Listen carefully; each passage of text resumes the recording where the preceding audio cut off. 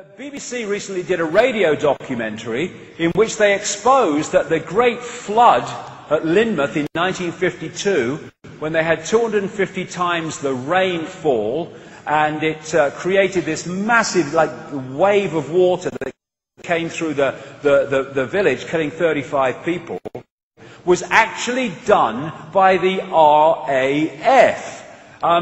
They called it Operation Cumulus, also Operation Witch Doctor, and it was manipulated on purpose as an experiment on weather manipulation. It's been going on that long and earlier. Here is a US Air Force document, 1996. It describes the artificial creation of floods, hurricanes, droughts and earthquakes, and continues. Weather modification will become a part of domestic and international security and could be done unilaterally. It could have offensive and defensive applications and even be used for deterrence purposes.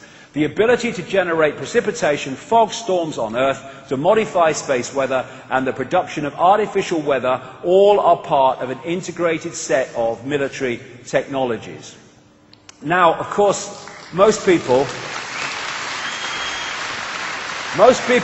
will now be bloody aware, my God, were we bombarded this year or what, with chemtrails, not contrails which disappear, condensation trails, chemtrails that don't disappear if they come out the back of these bloody aircraft. They stay around and they come out and eventually drop to the earth, and they have strontium, they have aluminium, they have barium. It's acidifying water, it's acidifying the land, and it is causing tremendous impacts on human health. Cumulatively, again, the coal. But it's doing something else. In the HAARP patents and specifications, etc., in the description of a researcher describing and summarizing what it said this: dispersed metallic particles such as aluminium, barium and strontium, the main chemical ingredients of chemtrails, or ingredients of chemtrails, may increase the atmosphere's conductivity and therefore enhance HAARP's weather modification performance. So it's doing that as well. So where am I going with this? Well, I'm going here.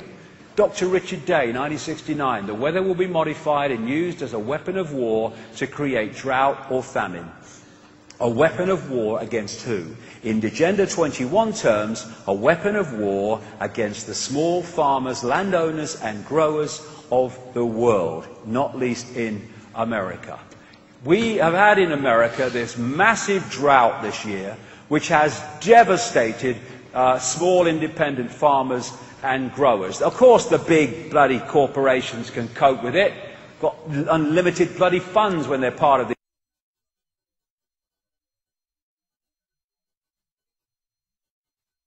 agenda. And so also in 2011 and other times we've had these extraordinary forests of tornadoes. It was about 300 in a period of 3 days at one point. I think it was 2011. And that, of course, is devastating rural communities and what have you. Creating tornadoes with HAARP technology, child's bloody play. And what have we had in this country?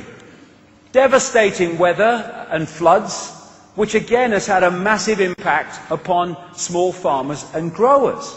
And you know, there was a report for the European Parliament, a European Parliament committee in the 1990s, about HAARP, which was actually quite good because it was saying, hold on a minute, we don't like this.